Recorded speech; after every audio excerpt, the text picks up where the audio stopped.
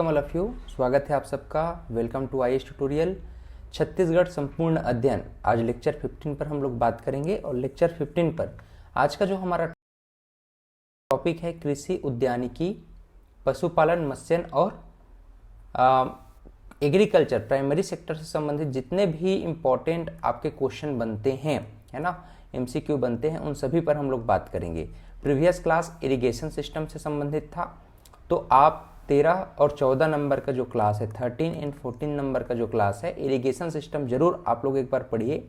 ठीक है, पूरे क्लासेस को देखिए, आपको पूरा बहुत सारा जो आईएमपी प्रश्न ऑलरेडी पूछा गया है और पूछे जाने की संभावना है, उन सभी प्रश्नों पर आपको नॉलेज हो जाएगा।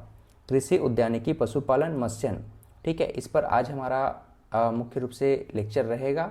लाइक, शेयर और सब्सक्राइब जरूर कर दीजिए। नए हैं, लाइक करना बिल्कुल ना भूलें, सब्सक्राइब करना न भूलें। चलते हैं आज के क्लास की ओर। प्रश्न है, छत्तीसगढ़ का कृषि जलवायु प्रदेश है उत्तरी पहाड़ी क्षेत्र, छत्तीसगढ़ का मैदान, बस्तर का पठार, यह सभी। उत्तर क्या होगा? यह सभी। कैसे यह उत्तर सभी होगा? देखो, भारत के संदर्भ में हम बात करें, भारत की कृषि जलवायु क्षेत्र, भारत की कृषि जलवायु क्षेत्र,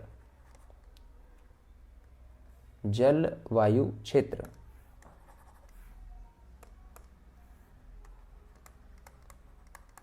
जलवायु क्षेत्र, भारत के कुल कृषि जलवायु क्षेत्र को हम कितने भागों में बांटे हैं? 15। अब इसी 15 जलवायु क्षेत्र में छत्तीसगढ़ का जलवायु क्षेत्र, छत्तीसगढ़ कृषि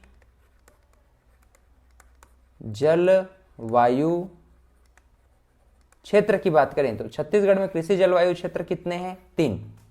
ठीक है, अब इसी 3 जलवायु क्षेत्र, ये कृषि कौन से क्षेत्र क्रमांक में अंतर्गत आता है? 15 जलवायु क्षेत्र में क्रमांक 17 में आता है। याद रखिएगा, हमारा छत्तीसगढ़ का कृषि जलवायु क्षेत्र भारत के 15 जलवायु क्षेत्रों में क्रमांक 7 पर आता है। तो क्रमांक 7 के अंतर्गत, यानी कि पूर्वी पठार के पर्वतीय क्षेत्र के अंतर्गत छत्तीसगढ़ को 3 कृषि जलवायु क्षेत्र में बांटा गया है।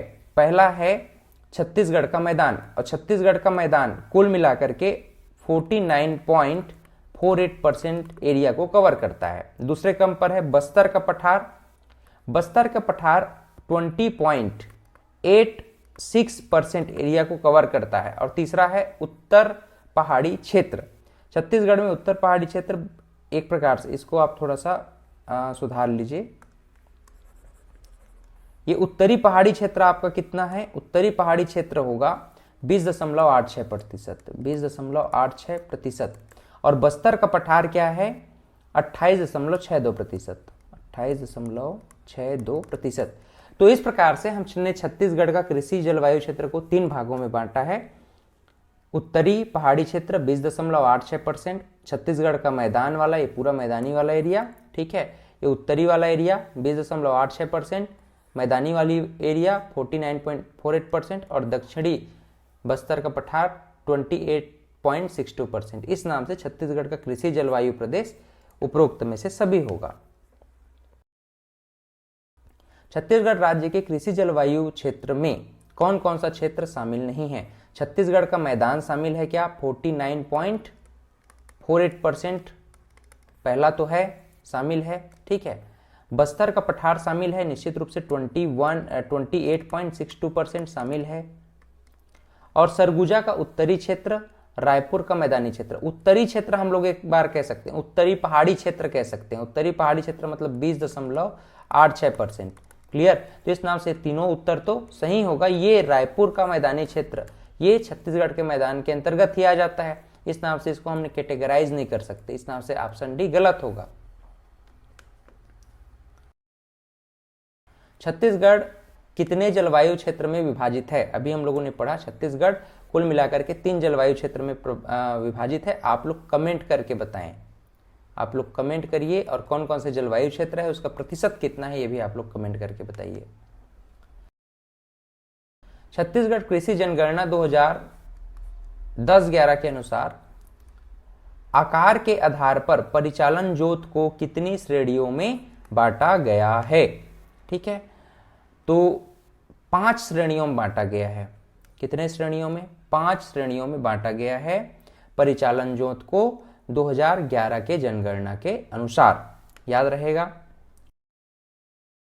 छत्तीसगढ़ के धान की किस किस्म को 2021 में भौगोलिक संकेतक जीआई टैग प्रदान किया गया था? तो इसका सही उत्तर क्या है? देखिए, ग्वालियर मध्य प्रदेश में 2021 को संपन्न एक भौगोलिक संकेतक समिति ने छत्तीसगढ़ में बासमती कहे जाने वाले नागरी दुबराज धान को, कौन सा? नागरी दुबराज चावल को जीआई टैग प्रदान किया था। इसकी पंजीकरण 2030 में जाकर के हुई। 3 फरवरी 2023 में जाकर के इसको फिर पंजीकृत, रजिस्टर्ड कर दिया गया। और इसकी उत्पत्ति स्थल नागरी सिहावा धमतरी क्षेत्र को मूल रूप से माना जाता है। इसके पूर्व 2018 में जीराफुल को जीआई टैग दिया गया था। जीआई टैग के संबंध में 2 बातें आप लोग ध्यान में रखिएगा। जीआई टैग 2018 में जीआई टैग मिला था जीराफुल को। किसको? जीराफुल को। और 2021 में किसको मिला? बासमती। और इसे हम नागरी दुबराज कहते हैं। ठीक है, नागरी दुबराज कहते हैं। क्लियर? ये जो बासमती नागरी दुबराज है, ये रजिस्टर्ड कब किया गया? रजिस्टर्ड किया गया 3 फरवरी 2023 को। ठीक, यानी 2023 अल्टीमेटली याद रखिएगा। भौगोलिक संकेतक इसको जीआई टैग मिला था ग्वालियर में।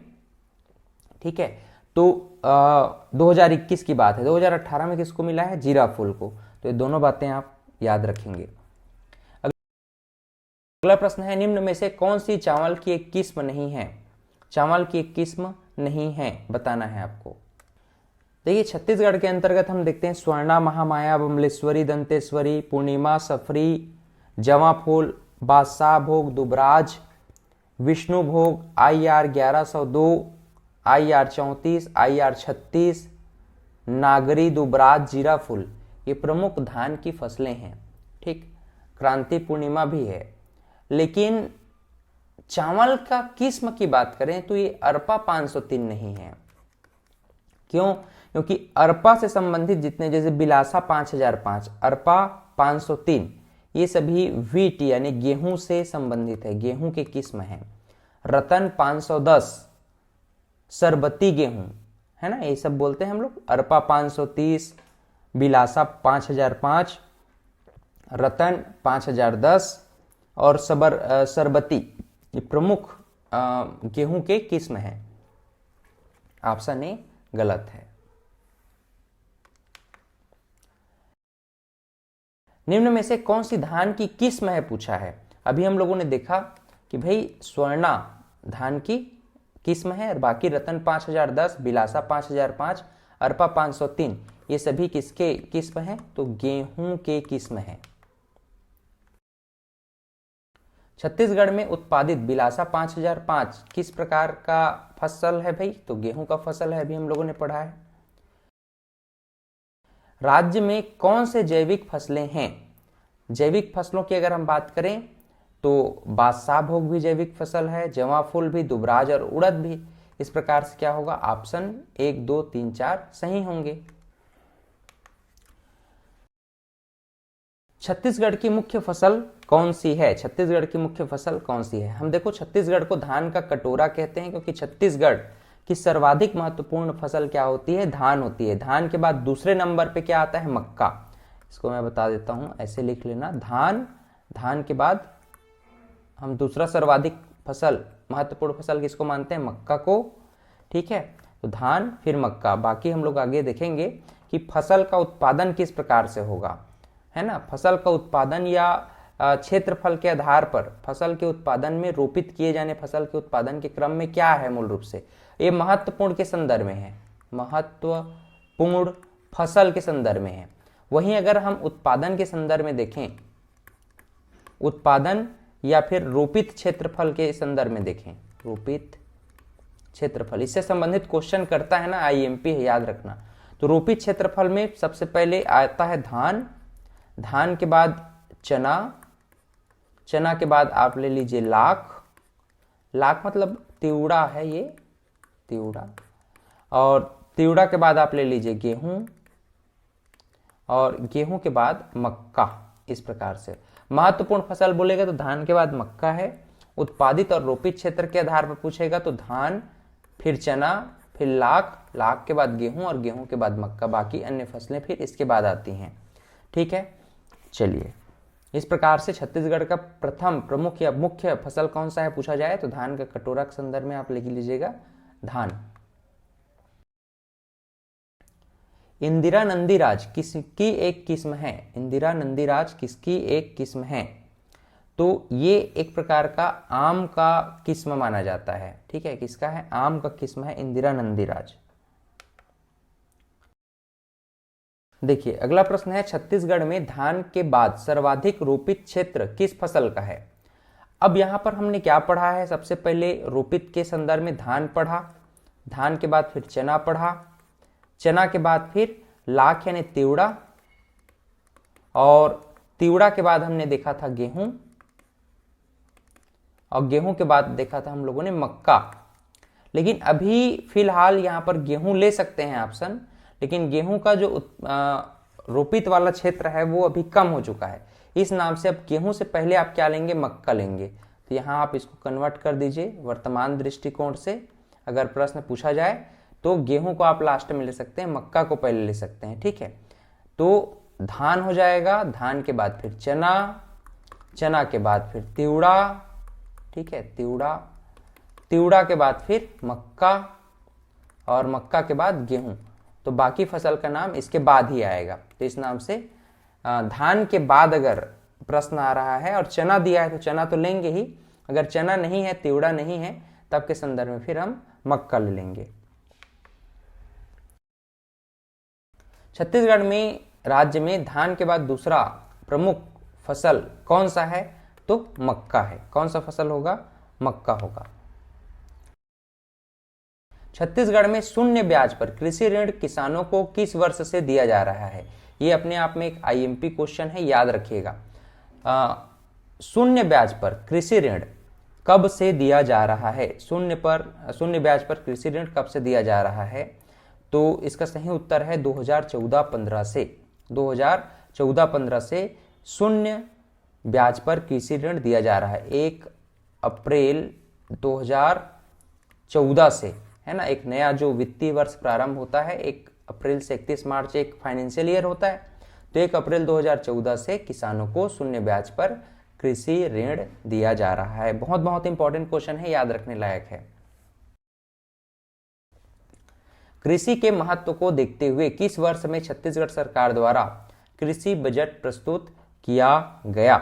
तो कृषि बजट के संदर्भ में स्पेशली अगर हम बात करें तो तत्कालीन मुख्यमंत्री डॉक्टर रमन सिंह जी के द्वारा 2012-13 में कृषि बजट प्रस्तुत किया गया था। ठीक है, लाभांडी रिसर्च फार्म की स्थापना कब हुई थी? लाभांडी रिसर्च फार्म की स्थापना हुई थी 1903 में। ठीक है, रायपुर में। कहाँ? रायपुर में। और यह 1987 में इसका नाम 1900, इसको आप लिखिएगा आगे चल करके 1987 में इंदिरा गांधी कृषि विश्वविद्यालय के नाम से इसको पुकारा गया। फिर नाम भी चेंज हो गया और विश्वविद्यालय के रूप में इसको पुकारा गया, इंदिरा गांधी कृषि विश्वविद्यालय। ठीक है, याद रहेगा। 1903 में लाभांडी रिसर्च फार्म की स्थापना रायपुर में की गई थी। आगे चल करके 1987 में यही लाभांडी रिसर्च फार्म इंदिरा गांधी कृषि विश्वविद्यालय के रूप में स्थापित हुआ। तो इनमें से कोई नहीं होगा क्योंकि इसकी स्थापना 1903 में हुई थी। ये इंदिरा गांधी कृषि विश्वविद्यालय रायपुर में कब से बना? 1987 से बना। याद रहेगा, आईएमपी प्रश्न है। क्लियर? छत्तीसगढ़ में चावल अनुसंधान केंद्र कहां स्थापित किया गया है? तो लाभांडी, रायपुर जिला में, लाभांडी रायपुर जिला में। ठीक,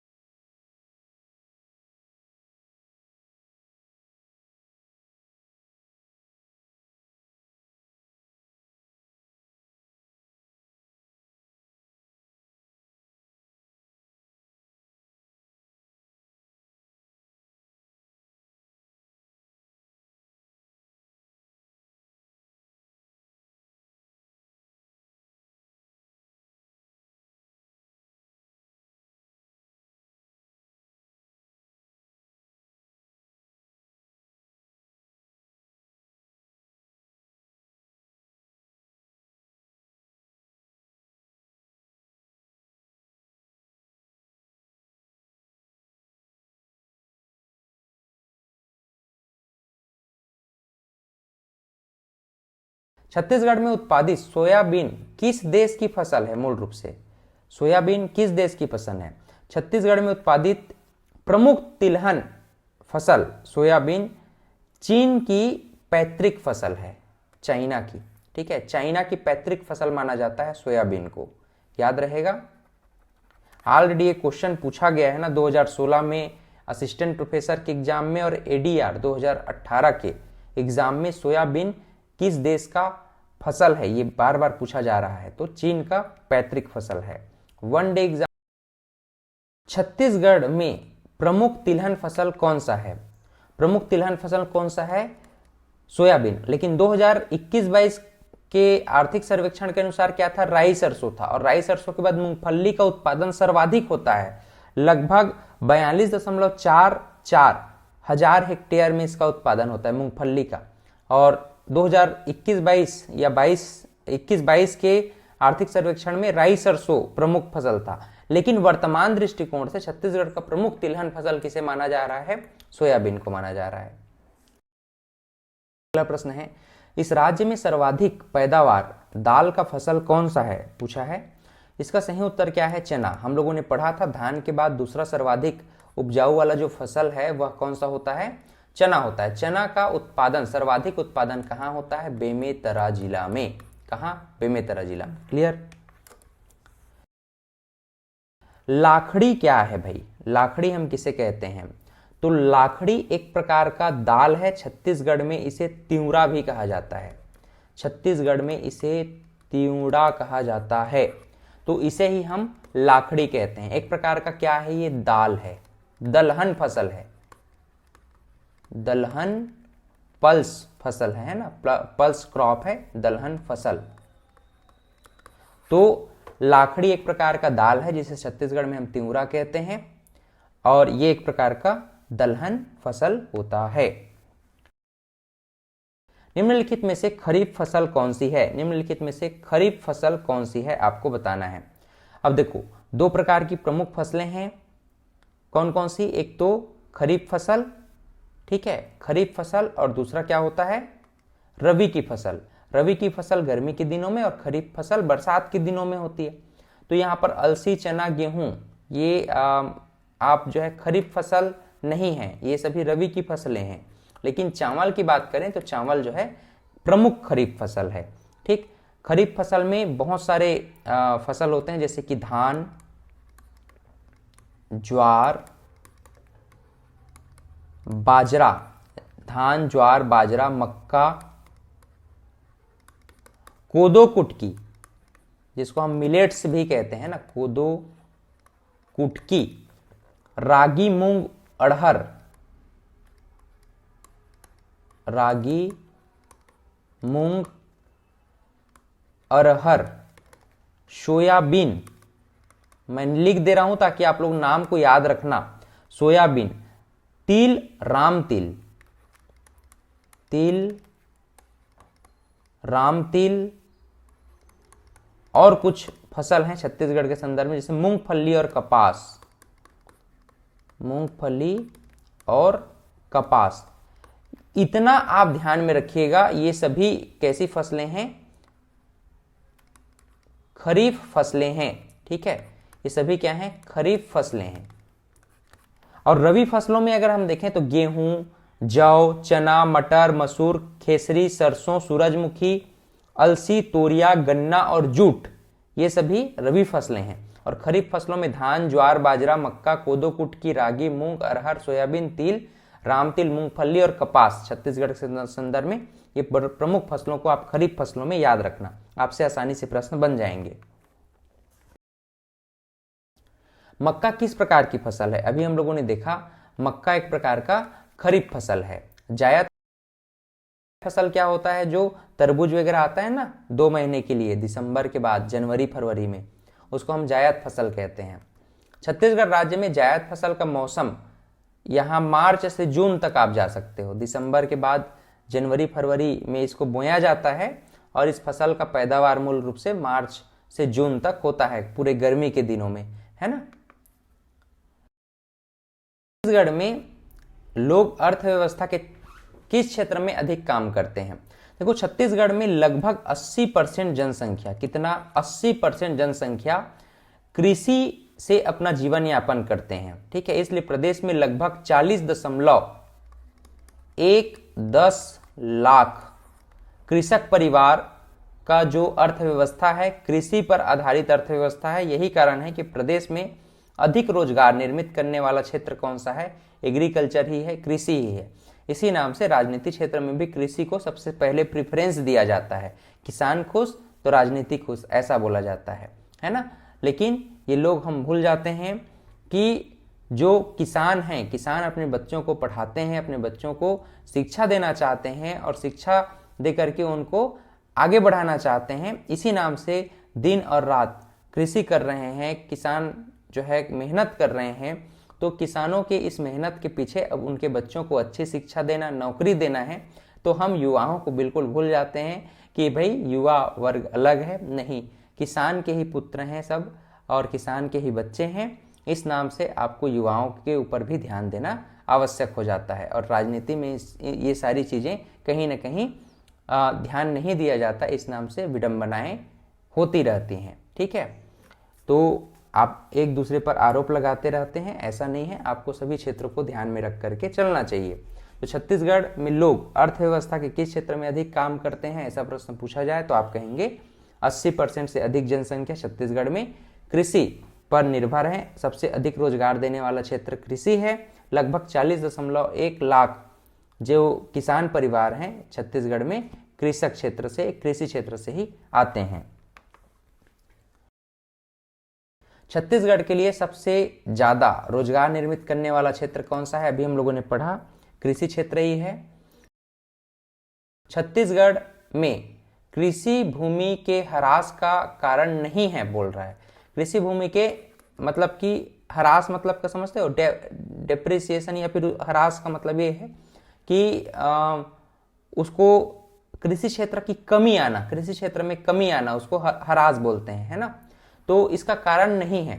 सड़कों का विस्तार है क्या? बिल्कुल, एक से एक अभी रोड बन रहे हैं, नेशनल हाईवे बन रहे हैं। तो कृषि भूमि का ह्रास का कारण तो सड़कों का निर्माण है। नगरीकरण भी कृषि भूमि के ह्रास का कारण है। औद्योगिकीकरण भी कृषि भूमि के ह्रास का कारण है। सिंचाई की सुविधा होना ये तो बिल्कुल रिलेट नहीं करता, ठीक है, ह्रास के कारण के संदर्भ में। तो ये ऑप्शन डी सही होगा। अगला प्रश्न है, छत्तीसगढ़ में कृषि की स्थिति के संबंध में निम्नलिखित में से कौन सा कथन असत्य है? मैं बार बार आपको कहता हूं कि प्रश्न पढ़ते समय सत्य पूछा है कि असत्य, इसको जरूर देखा करो। यही क्वेश्चन जो है सत्य और असत्य के संदर्भ में आपसे गलत करवा देता है। छत्तीसगढ़ की प्रमुख फसल धान है क्या? सही बात है। छत्तीसगढ़ में गेहूं और चने की फसल होती है, बिल्कुल सही है। छत्तीसगढ़ में तिलहन फसलें भी होती हैं, सही है। छत्तीसगढ़ देश का सर्वाधिक धान उत्पादकता वाला राज्य है, प्रदेश है, ये बात गलत है, क्योंकि प्रथम क्रम पे आता है धान उत्पादकता में पश्चिम बंगाल। पहले क्रम पे कौन सा है? पश्चिम बंगाल। तो इस नाम से ये ऑप्शन गलत होगा। छत्तीसगढ़ में फसलों के प्रति हेक्टेयर उत्पादन में किसका योगदान नहीं है? अब कृषि उत्पादन में सबसे पहली बात आती है भाई सिंचाई क्षेत्र, है ना, इरिगेशन सिस्टम।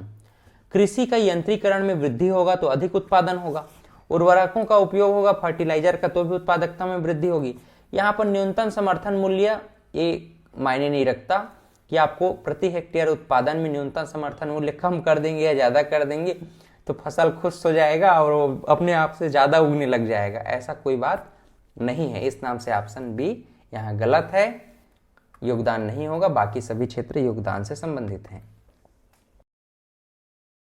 प्रश्न को बहुत ध्यान से पढ़िएगा। छत्तीसगढ़ सरकार बोला है, ठीक है, छत्तीसगढ़, इंडिया के संदर्भ भारत सरकार नहीं बोला। छत्तीसगढ़ सरकार के द्वारा एमएसपी, इसे हम मिनिमम सपोर्ट प्राइस, न्यूनतम समर्थन मूल्य कहते हैं, किन फसलों का उपार्जन किया जाता है? धान का, मक्का का और रागी का। हम लोग जानते हैं भाई धान, मक्का, रागी, ठीक है, ये मार्क फेड नहीं, रागी का आपका चला जाएगा, रागी का किसके द्वारा? रागी, कोदो, कुटकी का उपार्जन लघु वनोपज, लघु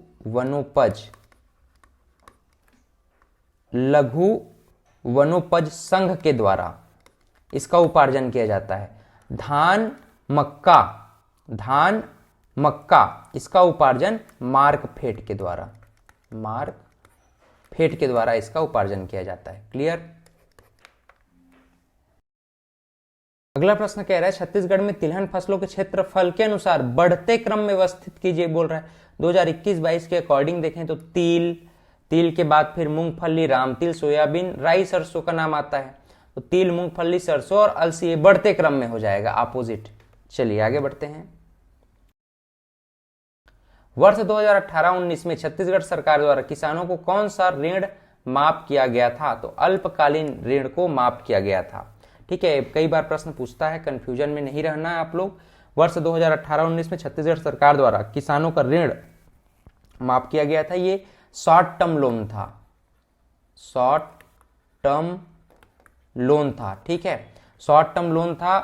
कृषकों को अल्पकालीन ऋण कार्य दिया जाने वाला जो ऋण है, अल्पकालीन ऋण कब से दिया जा रहा है? 2014-15 से 0% ब्याज पर दिया जा रहा है। और इसी 0% ब्याज पर जो दिया जाने वाला ऋण था 2018-19 में सरकार के द्वारा इस शॉर्ट टर्म लोन को माफ किया गया था। वो भी एक निर्धारित आधार था, उसका पैरामीटर था, उसके आधार पर ऋण माफ किया गया था। चलिए अगला प्रश्न है, राज्य के सभी किसानों को फ्लैट रेट पर विद्युत सुविधा कब दी जा रही है? इस ऑप्शन को आप लोग भूल जाओ, ये ऑप्शन गलत है। मैं आपको बता देता हूं, अगस्त 2018 से, ये याद रखिएगा, ये आंसर है ना। अगस्त 2018 से राज्य के सभी किसानों को फ्लैट रेट पर विद्युत सुविधा दी जा रही है। क्लियर? छत्तीसगढ़ में किस वैज्ञानिक ने धान की सर्वाधिक प्रजाति को विकसित किया है? डॉक्टर राधेलाल हरदेव रिछारिया छत्तीसगढ़ के प्रसिद्ध कृषि वैज्ञानिक हैं। उन्होंने छत्तीसगढ़ में 1971 से 1978 तक धान की फसल पर व्यापक अनुसंधान किया था। वह केंद्रीय चावल अनुसंधान कटक उड़ीसा के निर्देशक 1959 में भी रहे। इन्होंने अनुसंधान काल में धान की लगभग 18,000 प्रजातियों पर संकलन करके उनका अध्ययन करने का प्रयास किया और धान का सर्वाधिक प्रकार का जो विकास है वो डॉक्टर राधेलाल हरदेव रिछारिया का ही परिणाम है, उनकी मेहनत का परिणाम है। ठीक है, तो ये option B is correct. Chhattisgarh में सबसे कम कृषि योग्य भूमि किस जिले में है? सबसे कम कृषि योग्य भूमि 2021-22 के अकॉर्डिंग अगर हम देखें तो नारायणपुर जिले में है। कौन सा जिला है? नारायणपुर जिला, ये है नारायणपुर जिला। छत्तीसगढ़ में सबसे कम कृषि योग्य भूमि निम्नलिखित में से किस जिले में है? अभी मध्य और नॉर्थ के संदर्भ में पूछा है, कंप्लीट साउथ को नहीं बोला है ना। तो अगर हम इस ऑप्शन के अकॉर्डिंग जाएं तो ऑप्शन के अकॉर्डिंग कोरिया जिला हो जाएगा। ठीक है, सबसे कम कृषि योग्य भूमि है। और अगर हम 2021-22 के अकॉर्डिंग पूरे छत्तीसगढ़ में देखें तो छत्तीसगढ़ में फिर क्या है, नारायणपुर है, ये नारायणपुर। और इस संदर्भ में अगर पूछा जाए तो कोरिया जिला ले लोगे। अगर ऑप्शन में नारायणपुर नहीं दिया है, ये ऑप्शन दिया है, तो फिर कोरिया हो जाएगा। छत्तीसगढ़ में बुनियादी बीज गुणन और प्रशिक्षण केंद्र केंद्रीय रेशम बोर्ड कोसा बोर्ड स्थापित है। कहाँ स्थापित किया गया है भाई, इसको बस्तर में स्थापित किया गया है। ये आप चले जाओ बस्तर, तो बस्तर में छत्तीसगढ़ में बुनियादी बीज गुणन और प्रशिक्षण केंद्र केंद्रीय रेशम बोर्ड कोसा बोर्ड को स्थापित किया गया है। सूखे से निपटने के लिए योजनाओं को किस स्तर पर तैयार किया जाता है, तो सूखे से निपटने के लिए योजनाओं को विकास खंड के स्तर पर रेडी किया जाता है, विकास खंड पर, है ना। छत्तीसगढ़ शासन द्वारा कृषि एवं सार्वजनिक वितरण प्रणाली को प्रोत्साहन देने हेतु छत्तीसगढ़ निगमों की स्थापना की गई है। नाफेड की स्थापना की गई है क्या, नाफेड की स्थापना की गई है? नहीं, पहला ऑप्शन गलत होगा। राज्य बीज एवं कृषि विकास निगम, ये सही बात है। राज्य खाद्य एवं नागरिक आपूर्ति निगम, ये भी सही है। राज्य कृषि साख निगम, ये गलत है। तो ब और स ये सही होंगे, ठीक है। राज्य बीज एवं कृषि विकास निगम, राज्य खाद्य एवं नागरिक आपूर्ति निगम। छत्तीसगढ़ शासन द्वारा कृषि एवं सार्वजनिक वितरण प्रणाली को प्रोत्साहन देने हेतु राज्य बीज एवं कृषि विकास निगम तथा राज्य खाद्य नागरिक आपूर्ति निगम, जिसको हम नैन के नाम से जानते हैं, है ना, इसकी स्थापना की गई है। सीमांत जोत का क्षेत्रफल होता है, सीमांत जोत का क्षेत्रफल अगर हम देखें तो 1 हेक्टेयर से कम होता है। सीमांत जोत का क्षेत्रफल 1 हेक्टेयर से कम होता है। अब जोत के संदर्भ में मैं कुछ बातें आपको बता दूं। एक वृहद जोत होता है, वृहद, ठीक है। वृहद के बाद होता है मध्यम, इसको नोट भी कर लो आप, वृहद, मध्यम, मध्यम के बाद फिर लघु, और लघु के बाद एक होता है सीमांत, सीमांत। अब इसको हेक्टेयर क्षेत्रफल के आधार पर इसको समझिएगा, ठीक है। ये जोत है और इसका ये हेक्टेयर क्षेत्रफल। तो क्षेत्रफल में अगर हम बात करें वृहद का तो 4 से 10 हेक्टेयर तक, 4 से 10 हेक्टेयर के मध्य होता है, ठीक। कभी कभी 10 हेक्टेयर से भी अधिक हो सकता है। मध्यम के संदर्भ में बात करें तो मध्यम में 2 से 4 हेक्टेयर के बीच में होगा। लघु जोत के संदर्भ में बात करें तो लघु में 1 to 2 हेक्टेयर, क्लियर। और सीमांत में 1 हेक्टेयर से कम, 1 हेक्टेयर से कम, less than 1 hectare, less than 1 hectare. सीमांत में हमेशा याद रखिएगा, मार्जिनल में 1 हेक्टेयर से कम होगा, लघु में 1 से 2 हेक्टेयर होगा, मध्यम में 2 से 4, और वृहद में 4 से 10 और 10 से अधिक हो सकता है। तो ये जोत के संदर्भ में आप लोग विशेष करके याद रखेंगे। वर्ष 2013 के संचालनालय कृषि छत्तीसगढ़ के अनुसार छत्तीसगढ़ में लघु कृषक परिवारों की संख्या कितनी है? अब 2013 के अनुसार बोला है, 2022-23 के अनुसार अगर हम देखें तो 40.110 लाख, याद रखिएगा। ये वर्तमान में 40.110 लाख जो है कुल कृषक परिवारों की संख्या है। संचालनालय कृषि 2018 के अनुसार छत्तीसगढ़ में कृषि जोतों का औसत आकार कितना है? तो औसत आकार है 1.60 हेक्टेयर, 1.60 हेक्टेयर। ये किसके अंतर्गत आता है? लघु, लघु 1 से 4 होता है ना, लघु 1 से 2 होता है मूल रूप से, 1 से 4 आपका किस, 2 से 4 मध्यम का हो जाएगा, ठीक है। तो ये इसका है 1 से 2 हेक्टेयर होता है लघु जोत क्षेत्रफल का। तो इसी के अंतर्गत संचालनालय छत्तीसगढ़ 2018 के अनुसार कृषि में औसत जो आकार है वह 1.620 हेक्टेयर, यानी लघु और सीमांत, हमारे यहाँ मूल रूप से लघु और सीमांत जोत क्षेत्रफल मूल रूप से पाए जाते हैं, ठीक। ज्यादातर मध्यम और वृहद बहुत विरले मिलेंगे, हमारे यहाँ मूल रूप से लघु और सीमांत, लघु और सीमांत जोत क्षेत्रफल मूल रूप से पाए जाते हैं। अगला प्रश्न है, छत्तीसगढ़ के कुल कितने प्रतिशत लोग कृषि तथा इससे जुड़े कार्यों पर आश्रित है? अभी हम लोगों ने पढ़ा था शुरू में ही, 80% से अधिक जनसंख्या और 40.10 लाख परिवार मूल रूप से किस पर निर्भर हैं? तो कृषि क्षेत्र पर ही निर्भर हैं आजीविका के लिए। कृषि संगणना 2010-11 के अनुसार छत्तीसगढ़ में लघु व सीमांत कृषक परिवारों का प्रतिशत कितना है? 2010-11 के अनुसार पूछेगा तो 76%। अगर आपसे पूछेगा 2021-22 के अनुसार बताओ तो 21-22 के अनुसार कितना है? 81%। अगर आपसे पूछेगा 2022-23 के अनुसार बताओ, ये लेटेस्ट इंफॉर्मेशन है, तो इसके अनुसार आप कहेंगे 82%। कितना बोलोगे? 82%। ये IMP। ठीक। अगर 2022-23 के अनुसार पूछेगा तो कितना बोलोगे? 82% बोलोगे। ठीक। छत्तीसगढ़ में कृषि भूमि जोतों की संख्या कितनी है? तो ये लगभग 52.10 लाख हेक्टेयर है। 52.10 लाख हेक्टेयर। 2022-23 के अनुसार मैं आपको बता रहा हूं, कुल बोया गया क्षेत्रफल, कुल बोया गया क्षेत्रफल कितना है? 57.03 लाख हेक्टेयर।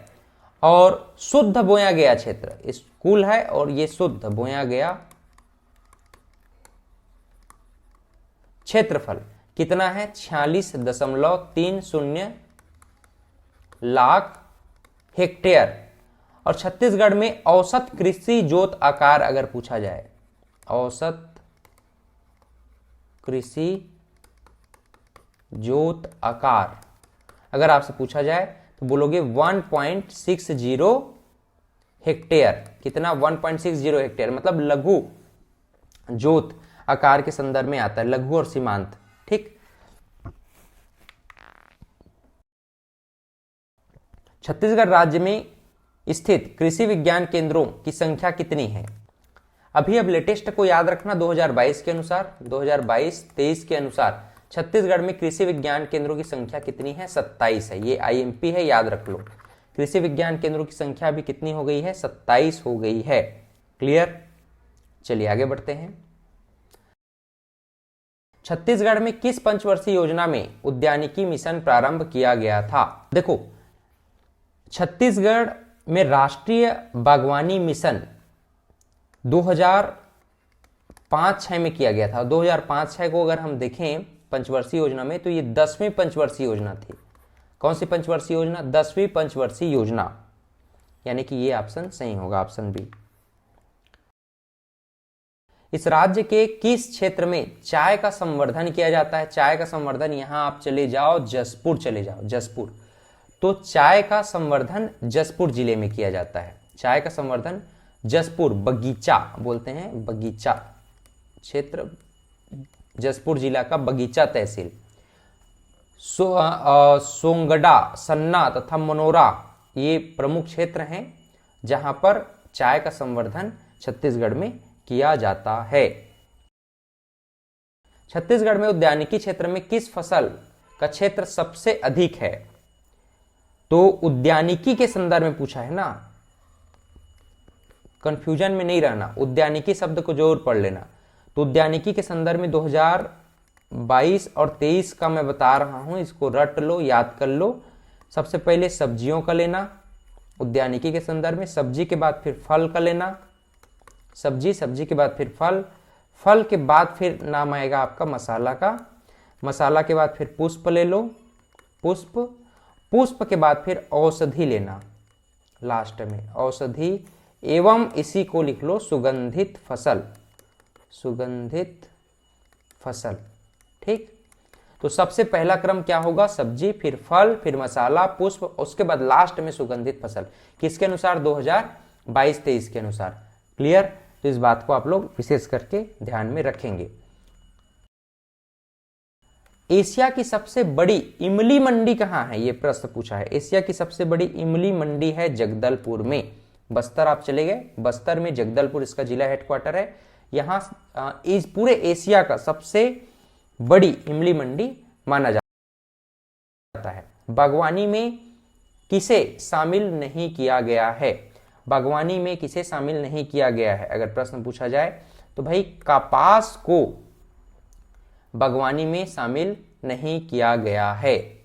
तो बागवानी में शामिल कौन कौन सी फसलें हैं याद रखिएगा, एक तो पुष्प है, पुष्प बागवानी में आता है, फल भी बागवानी में आता है, मसाला,